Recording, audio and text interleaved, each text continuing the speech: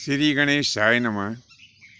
प्रिय बंधुओं, जब कौरवों की और पांडवों की समस्त शिक्षा पूर्ण हो गई, तब वे सभी शिष्यगण गुरु महाराज से निवेदन करने लगे कि हे गुरुदेव, अब हम गुरु दक्षिणा के रूप में आपकी सेवा में क्या प्रस्तुत करें। तब गुरु महाराज कहने लगे कि हे पुत्रों, अभी तुम्हारी शिक्षा पूरी नहीं हुई है, अभी तो तुम्हें एक बड़ी ही कठिन परीक्षा से गुजरना है। तब कौरव और पांडव बड़े आश्चर्य में पड़ गए। गुरु महाराज, अभी हमें और कौन सी परीक्षा देना है, बताइए।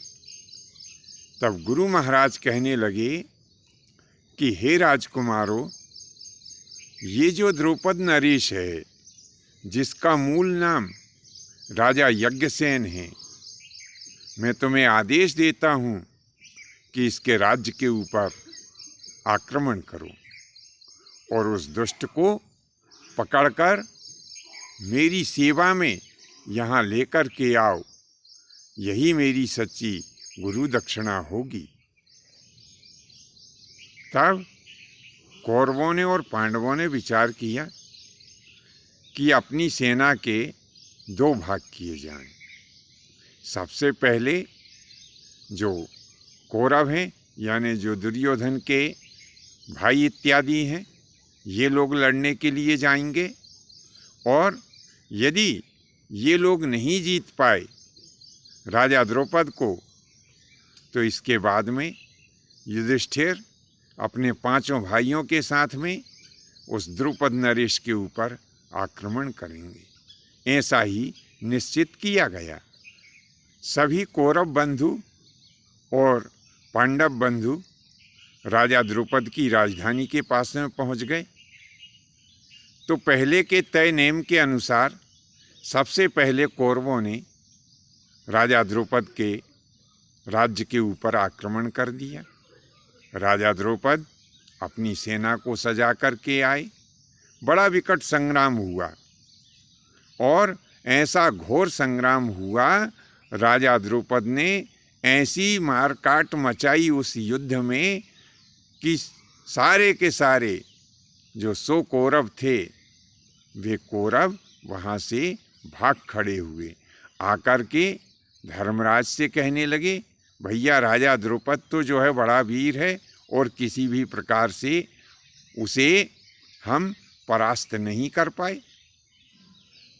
तब युधिष्ठिर अपने भाइयों को साथ में लेकर राजा द्रौपद के ऊपर पांडवों ने आक्रमण किया, और इन पांचों भाइयों ने मिलकर के राजा द्रौपद की सेना को परास्त कर दिया।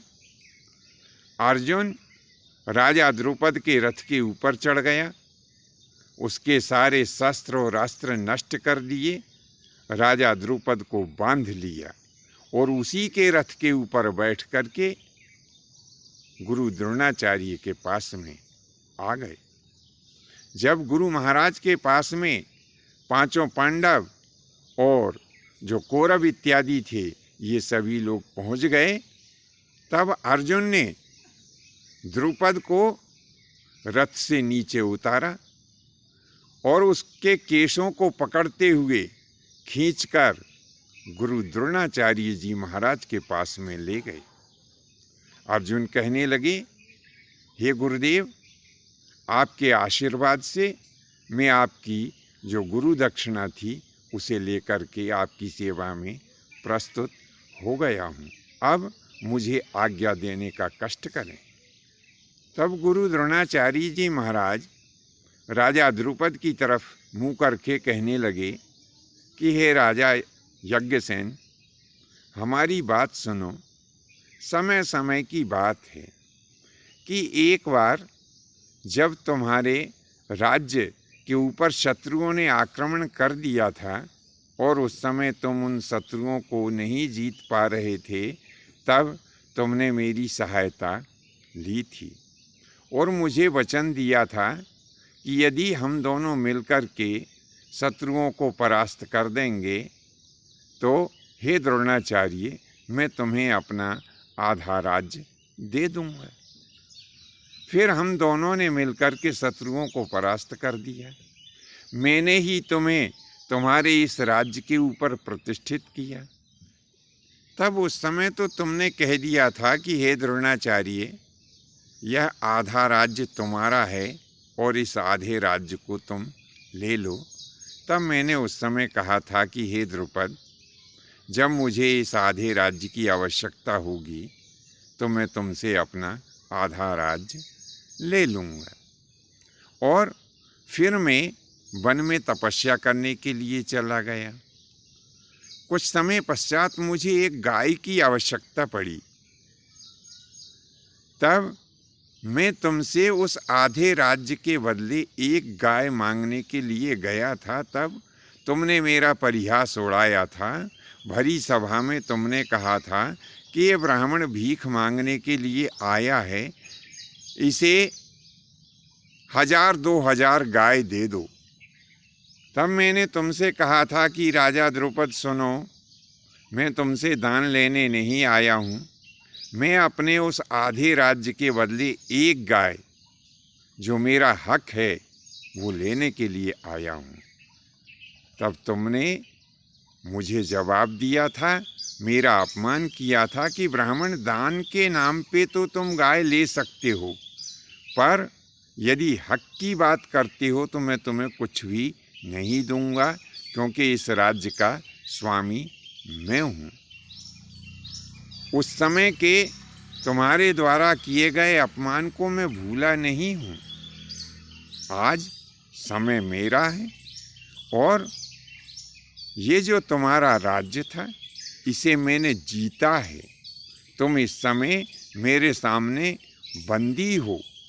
कहो अब मैं तुम्हारे साथ में कैसा व्यवहार करूं? तब द्रुपद कहने लगे कि आप बिल्कुल सत्य कहते हैं आचार्य, और जो आपकी इच्छा पड़े आप मेरे साथ में वैसा ही व्यवहार करें। द्रोणाचार्य कहने लगे कि सुनो द्रुपद, तुम मेरे बचपन के मित्र हो, मैं तुम्हारे साथ में कोई अन्याय नहीं करूँगा। आज भी मैं अपनी उस पहले की जो संधि है उसी के ऊपर कायम हूँ। आधा राज्य तुम्हें दे दूंगा और अब आधा राज्य मेरा होगा। उस समय जब आधे राज्य के बदले मैं एक गाय लेने के लिए तुमसे गया था और मैंने तुमसे कहा था कि द्रुपद याद करो, मैं तुम्हारा बचपन का मित्र हूँ। तब तुमने कहा था कि ब्राह्मण, मित्रता और रिश्तेदारी तो बराबरी वालों में होती है, तुम्हारी और मेरी कहाँ समानता।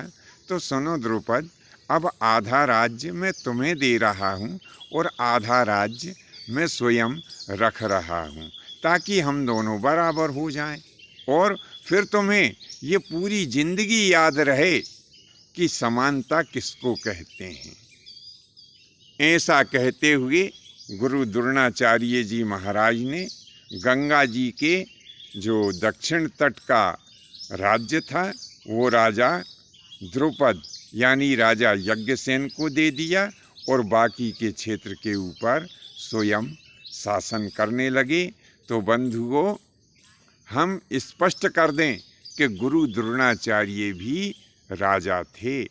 आज की यह कथा आपको कैसी लगी नीचे कमेंट्स बॉक्स में अवश्य लिखें। धन्यवाद। जय माता की, जय परशुराम जी की।